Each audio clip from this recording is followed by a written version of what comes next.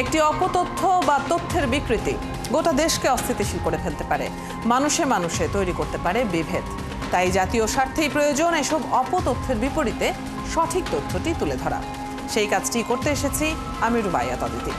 দর্শক, আপনাদের সবাইকে আমন্ত্রণ জানাচ্ছি রিউমার চেক নিয়ে ৭১-এর নিয়মিত আয়োজন ফেক নিউজ স্ক্যানারে।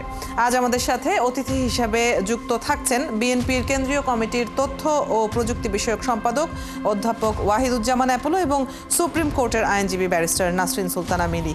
আপনাদের দুজনকেই স্বাগত জানাচ্ছি ৭১-এ। আপনাদের সাথে আলোচনায় আসব, তবে তার আগে একটা প্রতিবেদন দেখে নিয়ে আসতে চাই যেন সার্বিক পরিস্থিতি সম্পর্কে একটা ধারণা পেতে পারি আমরা। ঢাকার ৪৪টি পয়েন্টে ১৪৪ ধারা জারি সহ বেশ কিছু পয়েন্টে জরুরি অবস্থা, এমন শিরোনামে একটি ফটোকার্ড সামাজিক যোগাযোগ মাধ্যম ফেসবুকে ছড়িয়েছে বাতাসের গতিতে।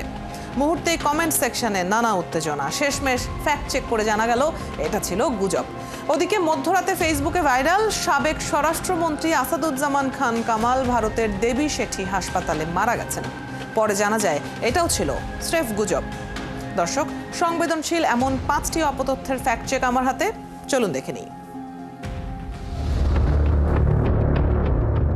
ঢাকায় ৪৪টি পয়েন্টে ১৪৪ ধারা জারি সহ বেশ কিছু পয়েন্টে জরুরি অবস্থা শীর্ষক শিরোনামে একটি ফটোকার্ড সামাজিক যোগাযোগ মাধ্যমে ঘুরপাক খাচ্ছে।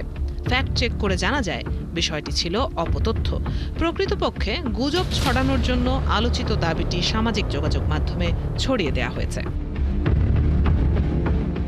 মধ্যরাতে ফেসবুকে ভাইরাল সাবেক স্বরাষ্ট্রমন্ত্রী আসাদুজ্জামান খান কামাল ভারতের দেবী শেঠি হাসপাতালে মারা গেছেন, এমন শিরোনামে একটি তথ্য সামাজিক যোগাযোগ মাধ্যমে ছড়িয়ে দেওয়া হয়েছে। মুহূর্তেই ভাইরাল। রিউমার স্ক্যানার টিমের অনুসন্ধানে দেখা যায় এটিও ছিল গুজব। প্রকৃতপক্ষে কোনো প্রকার তথ্য প্রমাণ ছাড়াই সম্পূর্ণ ভিত্তিহীনভাবে এই তথ্যটি প্রচার করা হচ্ছে। হঠাৎ ফেসবুকে ঝড়ের মতন ছড়ালো। বিএনপির ভারপ্রাপ্ত চেয়ারম্যান তারেক রহমান বলেছেন, বিএনপি সরকারে এলে ওয়ার্ড ভিত্তিক সকলকে গ্রেনেড মারার প্রশিক্ষণ নেওয়া বাধ্যতামূলক করা হবে, এমন শিরোনামে দৈনিক পত্রিকা ইত্তেফাকের লোগো সহ একটি ফটোকার্ড ফেসবুকে ছড়িয়ে দেওয়া হয়েছে। তবে ফ্যাক্ট চেক করে জানা যায় এটি ছিল অপতথ্য, বরং কোনো তথ্য প্রমাণ ছাড়াই আলোচিত দাবিটি প্রচার করা হচ্ছে। ওদিকে বিএনপি মহাসচিব মির্জা ফখরুল ইসলাম আলমগীর বলেছেন, দেশে পূর্ব পাকিস্তান পুনরুদ্ধার ও মুক্তিযুদ্ধে পরাজয়ের প্রতিশোধ চলছে, এমন শিরোনামে ইন্ডিপেন্ডেন্ট টেলিভিশনের লোগো সহ একটি ফটোকার্ড ফেসবুকে প্রচার করা হচ্ছে। ফ্যাক্ট চেক প্রতিষ্ঠান বুম বাংলাদেশ যাচাই করে দেখেছে বিষয়টি ছিল অপতথ্য। মূলত জাতীয় সমাজতান্ত্রিক দলের এক নেতার বক্তব্যকে মির্জা ফখরুল ইসলাম আলমগীরের বক্তব্য বলে ছড়িয়ে দেওয়া হয়েছে। আলহামদুলিল্লাহ, ব্রেকিং নিউজ। বিবিসির জরিপে ৮১%, রয়টার্সের জরিপে ৬৭%। জনসমর্থনে এগিয়ে আওয়ামী লীগ, জয় বাংলা, এমন শিরোনামে একটি ফটোকার্ড সামাজিক যোগাযোগ মাধ্যমে ছড়িয়ে পড়েছে। ফ্যাক্ট চেক প্রতিষ্ঠান রিউমার স্ক্যানার টিমের অনুসন্ধানে জানা যায় এটাও ছিল মিথ্যা তথ্য। প্রকৃতপক্ষে কোনো রকম নির্ভরযোগ্য তথ্য প্রমাণ ছাড়াই আলোচিত দাবিটি প্রচার করা হয়েছে। দর্শক, আজ ৫টি ফ্যাক্ট চেক বিশ্লেষণ করে দেখা গেল বাংলাদেশকে ঘিরে রাজনৈতিক ও আন্তর্জাতিক খবরগুলোকে বিকৃত করে মিথ্যা ছড়ানো হচ্ছে, অন্যদিকে সামাজিক নানা ইস্যুতেও চলছে অপতথ্যের প্রচার। যথারীতি সবকটি সামাজিক যোগাযোগ মাধ্যমে সেটা ছড়িয়ে দেওয়া হচ্ছে। ব্যবহার হচ্ছে ফেক অ্যাকাউন্ট বা পেজ। রুবাইয়াত অদিতি, ৭১। আমরা দেখে নিচ্ছিলাম প্রতিবেদনটি। আগেই জানিয়েছি আমাদের সাথে দুজন অতিথি রয়েছেন, তাদের কাছেই সরাসরি চলে যাব এবং প্রথমেই আমি অধ্যাপক ওয়াহিদুজ্জামান অ্যাপোলোর কাছে প্রশ্ন রাখতে চাই। আমরা যে প্রতিবেদন দেখছিলাম এখানে উঠে এসেছে কিছু অপতথ্য, কিছু গুজব।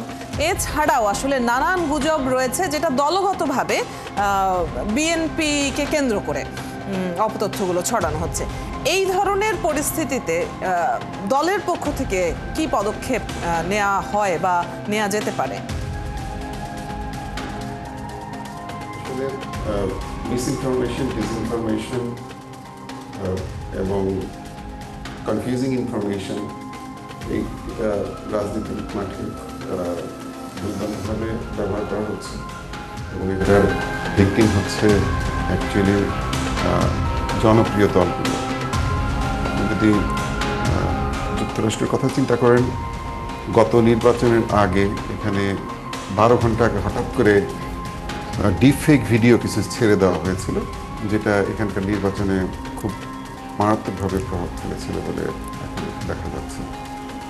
অন্যান্য দেশে এটা হয়ে থাকে, ভারতেও এটা হয়, বাংলাদেশে এটা দুর্ভাগ্যজনকভাবে এর আগেও সবচেয়ে বেশি হয়েছে বিএনপির বিরুদ্ধে। 2023 সালের ডিসেম্বর মাসে এবং নভেম্বর মাসে বেশ কতগুলো ভিডিও আমাদের ভারপ্রাপ্ত চেয়ারম্যান তারেক রহমানের কিছু ডিপ ফেক ভিডিও ছাড়া হয়। এবং দুর্ভাগ্যজনক আরও বলবো এই কারণে যে কয়েকটি জাতীয় গণমাধ্যম টেলিভিশন চ্যানেল থেকে এগুলোকে ছাড়া হয়েছিল। আমি যখন যোগাযোগ করলাম তারা বললো যে এগুলো প্রধানমন্ত্রীর কার্যালয়, তৎকালীন প্রধানমন্ত্রীর কার্যালয় থেকে এগুলো দেওয়া হয়েছিল তাদেরকে প্রচার করার জন্য।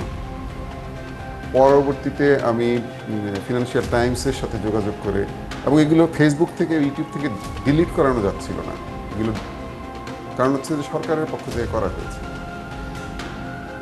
তারপরে ফিনান্সিয়াল টাইমসের সাথে যোগাযোগ করে ওদের একটা রিপোর্ট করাই এবং তারপর ফেসবুক এবং ইউটিউব কর্তৃপক্ষ এগুলো ডিলিট করে। না, পূর্ববর্তী সময়ে এই ধরনের ঘটনা উনি ইসরায়েলের পক্ষ নিয়ে বক্তব্য দিচ্ছেন যে গাজায় হামলা যৌক্তিক। তো এই ধরনের প্রোপাগান্ডা এখনো চলছে। তো আমার ভালো লাগলো রিউমার স্ক্যানার এখন এই ধরনের গুজব এগুলোকে ডিবাঙ্ক করছে। পূর্ববর্তী সময়ে এই ধরনের ঘটনা যেগুলো ঘটেছে, যেগুলোর জন্য আপনাকে আপনি বলছিলেন যে বিভিন্ন সময়ে ভোগান্তি হয়েছে নানান ধরনের, এখন এই পরিবর্তিত পরিস্থিতিতেও আমরা দেখছি ঝড়ের বেগে নানান ধরনের গুজব কিন্তু ছড়াচ্ছে। গুজব ভয়াবহ আকার ধারণ করে মবে পরিণত হচ্ছে, এরকম ঘটনাও ঘটছে। সেখানে দলকে টার্গেট করে গুজবও অনেক বেশি দেখা যাচ্ছে। এখন এই পরিবর্তিত সময়ে এসে আপনাদের আসলে পদক্ষেপ কি? দেখেন, একটা সিস্টেম রাতারাতি চেঞ্জ হয় না, সিস্টেম চেঞ্জ হতে সময় লাগে। সেই জন্য আগে যেমন সরকারের একটা প্রত্যক্ষ সমর্থন থাকতো, তারা ফোন করে এগুলো করাতো, এখন একটা পরোক্ষ সমর্থন আছে বলে আমার কাছে কিছু কিছু ক্ষেত্রে মনে হয়েছে। যেমন সরকার নিজেও কয়েকটা ফ্যাক্ট চেক এজেন্সি তৈরি করেছে সরকারি বেশ কয়েকটা সংস্থার পক্ষ থেকে। এই যে বিএনপির বিরুদ্ধে যে এখন যে ক্যাম্পেইনগুলো, নেগেটিভ ক্যাম্পেইনগুলো, মিথ্যা গুজবগুলো ছড়াচ্ছে, যেমন আমাদের একজন স্থায়ী কমিটির সদস্য সালাউদ্দিন আহমেদ, উনি গুম হয়েছিলেন, দীর্ঘদিন ভারতে গুম হয়েছিলেন। তার বিরুদ্ধে একেবারে প্রচণ্ডভাবে সিমার ক্যাম্পেইন শুরু হলো যে উনি রয়ের এজেন্ট, এবং ওইখানে ওনাকে প্রশিক্ষণ দিয়েছে। এই যে রিউমার স্ক্যানার বা এই যে যতগুলো ফ্যাক্ট চেকার সংস্থা আছে, এরা কেউ কিন্তু এটাকে ডিবাঙ্ক করতে এগিয়ে আসে নাই। আজকে দেখলাম সমকালের একটা রিপোর্ট, আমি এটা যেটা দেখতে পাচ্ছি এখানে সংস্কার নিয়ে তারা একটা রিপোর্ট করেছে যে সংস্কারের পক্ষে কারা বিপক্ষে কারা। এখানে দেখতে পাচ্ছি সব মানে বিএনপি সব ডিনাই করছে। খুব ইন্টারেস্টিং। দেখেন, কথা হচ্ছে পৃথিবীর একটা দেশ দেখান যেখানে পার্লামেন্টারি ডেমোক্রেসি আছে, মানে ওয়েস্টমিনিস্টার স্টাইলে প্রধানমন্ত্রী কেন্দ্রিক সরকার, সেই সরকার ব্যবস্থায় দুইবারের বেশি কেউ প্রধানমন্ত্রী হবে না এরকম কোনো আইন আছে? কোথাও নেই। আমাদের ভারপ্রাপ্ত চেয়ারম্যান মহোদয় 2022 সালে এই প্রস্তাব আনলেন। এখন যারা সংস্কার প্রস্তাব তৈরি করছেন তারা এটাকে করছে পরপর দুইবারের জায়গায় ওনারা দুইবার আনছে, দুইবারের বেশি কেউ হতে পারবে না। ওকে, গুড। কিন্তু কথা হচ্ছে যে এই প্রস্তাবটা তো প্রথমেই বিএনপি আনছে, এখানে লিখে দিছে যে বিএনপি এটা চায় না। প্রধানমন্ত্রী দুইবার, বিএনপি এটা চায় না। এটা হচ্ছে কনফিউজিং নিউজ। এটাকেও কিন্তু ডিবাঙ্ক করতে হবে যে না, এটা একটা বিভ্রান্তিকর সংবাদ। একই জিনিস তিনবার কিছু আছে। পরিকল্পনা করে কিছু ষড়যন্ত্রমূলক ব্যাপার এখনো ঘটে যাচ্ছে বলে সন্দেহ প্রকাশ করছেন। আসছি আপনার কাছে, আবারও আসবো। ব্যারিস্টার নাসরিন সুলতানা মিলি অপেক্ষা করছেন অনেকক্ষণ ধরে, একটু কথা বলে আসতে চাই। আপনিও শুনছিলেন, ডিসইনফরমেশনের বাইরেও তথ্য আছে। আপনিও শুনছিলেন আমাদের কথোপকথন ব্যারিস্টার নাসরিন সুলতানা মিলি। এই ধরনের ক্ষেত্রে যখন কোনো ব্যক্তি বিশেষ কিংবা কোনো সংগঠন কিংবা কোনো দলকে টার্গেট করে কিংবা ধরলাম ষড়যন্ত্রমূলকভাবেই কোনো গুজব ছড়ানো হচ্ছে, অপতথ্য এরকম তৈরি করে নেওয়া হচ্ছে এবং ছড়িয়ে দেওয়া হচ্ছে, তখন সেই দল আইনগত কি পদক্ষেপ গ্রহণ করতে পারে? আপনার ফেক নিউজ অথবা ফলস নিউজের এগেইনস্টে cyber security act, digital security act এবং এখনকার যেটা সাইবার সিকিউরিটি অর্ডিন্যান্স 2025, যেটা সব জায়গায় কিছু গাইডলাইন্স আছে এবং কিছু গাইডলাইন্স দেওয়া আছে যে কিভাবে কি করতে হবে, এবং এটা পানিশেবল অ্যাক্ট। কিন্তু আপনার এই ওনারা দল থেকে অথবা যে মানুষের নামে ছড়ানো হচ্ছে ফেক নিউজটা, তারা কিন্তু পার্সোনালি এইটার ব্যাপারে সাইবার সিকিউরিটি অর্ডিন্যান্সের আন্ডারে একটা কিন্তু মামলা করতে যেতে পারে, এবং সাইবার সিকিউরিটি কাউন্সিল একটা গড়ে দেওয়া হয়েছে। তাদের সাথে কথা বললে ওনাদেরকে এই ক্ষমতাটা দেওয়া হয়েছে যে যদি কোনো কিছু মনে হয় ফেক অথবা রিউমার, সেটা তারা সামাজিক যোগাযোগের মাধ্যম থেকে সরিয়ে দিতে পারে। তো ওই সাইবার সিকিউরিটি কাউন্সিলের হেল্পও নিতে পারে ইচ্ছা করলে। আচ্ছা, সেক্ষেত্রে আমি একটু যদি জানি অধ্যাপক ওয়াহিদুজ্জামান অ্যাপোলোর কাছ থেকে যে এই ধরনের আইনি কোনো পদক্ষেপ নেয়ার কথা কি ভাবছেন কিনা, যে পদক্ষেপটির কথা ব্যারিস্টার নাসরিন সুলতানা মিলি পরামর্শ দিচ্ছিলেন? দেখুন, বিদ্যমান যে আইন আছে, আমরা এই আইনটার বিরুদ্ধে আমাদের দলগতভাবে আমরা বলেছি যে আমরা এই আইনটা, এটা একটা ড্রাকোনিয়ান ল, এটা ড্রাকোনিয়ানের বাংলা কি নিবর্তনমূলক মানে আইন। আমি কালো আইন বলতে চাই না, এটা একটা বর্ণবাদী শব্দ।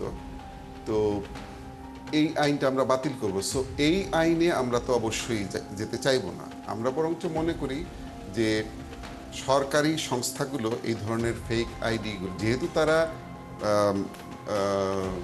এই মিসইনফরমেশন ডিবাঙ্ক করার জন্য তারা ফ্যাক্ট চেকিং এজেন্সি খুলেছে, সরকারের পক্ষ থেকে খুলেছে, সরকারের পয়সায়, জনগণের পয়সায় চলা সরকারের পক্ষ থেকে খুলেছে, তারা এগুলো রিপোর্ট করে এগুলো ডিলিট করাবে। সেরকম একটি আশাবাদ রাখছেন আপনি। ফিরবো আপনার কাছে এবং প্রতিকার প্রসঙ্গেও একটু কথা নিশ্চয়ই বলতেই চাই একটা বিরতির পর।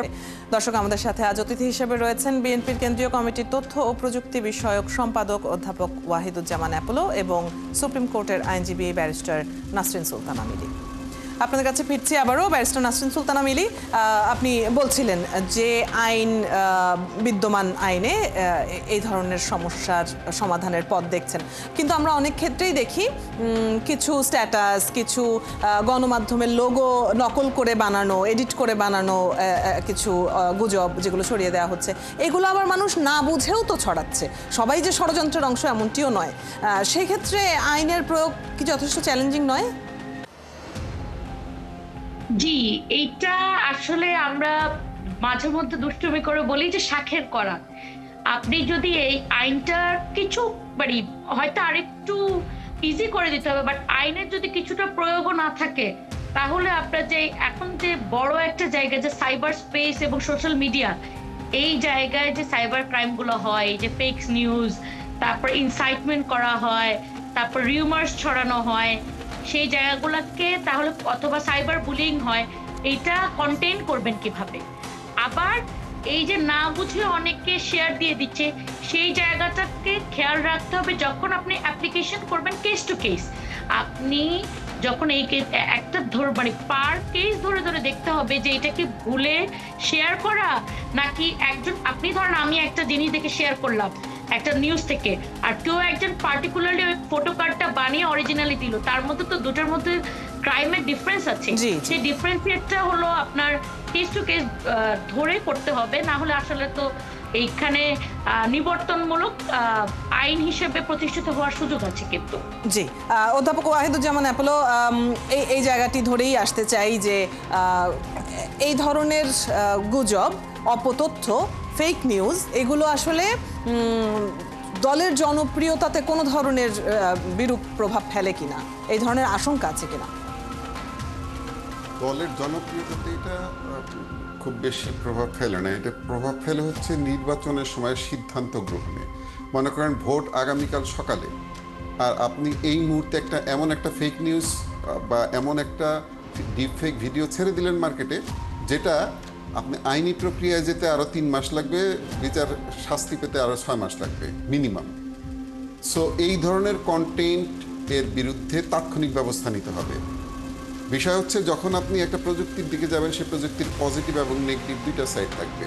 যখন আমরা বলি যে হিউজ ডাটা ব্যাংক আমরা তৈরি করব, সাথে সাথে আমাদেরকে ডাটা সিকিউরিটির ব্যবস্থা করতে হয়। সো আপনাকে এখানে অবশ্যই সার্ভেলেন্স রাখতে হবে, ডিজিটাল সার্ভেলেন্সের ব্যবস্থা রাখতে হবে, যারা খুব দ্রুতই একটা ফেক নিউজকে ফ্ল্যাগ করবে এবং একটা ডিপ ফেক ভিডিওকে ফ্ল্যাগ করে সেটাকে তাৎক্ষণিকভাবে নামিয়ে দেওয়ার জন্য ব্যবস্থা করবে। এইটাই সবচেয়ে ভালো সমাধান। অনেক ধন্যবাদ। আমি সময় থাকলে হয়তো আমরা এই আলোচনা আরো বিস্তারিত করতে পারতাম, তবে দুজনকেই ধন্যবাদ জানাচ্ছি আজকে আমাদের সাথে এই গুরুত্বপূর্ণ আলোচনায় অংশগ্রহণ করবার জন্য। দর্শক, আপনারা আছেন ফ্যাক্ট চেক নিয়ে একাত্তরের নিয়মিত আয়োজন ফেক নিউজ স্ক্যানারে। রবি থেকে বৃহস্পতি সপ্তাহে 5 দিন আমরা রিউমার দূর করতে হাজির হব ঠিক একই সময়ে। আপনারাও যুক্ত হতে পারেন। যে কোনো খবর যদি আপনাকে সংশয়ে ফেলে সেটির একটি স্ক্রিনশট আমাদেরকে মেইল করতে পারেন fns.71tv@gmail.com অথবা ফেসবুকে যোগাযোগ করুন www.facebook/fakenewsscanner। আমরা সেই তথ্যের ফ্যাক্ট চেক করে আপনাদের জানাবো। চটকদার শিরোনাম দেখেই ক্লিক করবেন না। বিশ্বাস আর প্রতিক্রিয়া জানানোর আগে ফ্যাক্ট চেক করুন। থাকুন একাত্তরের সাথে।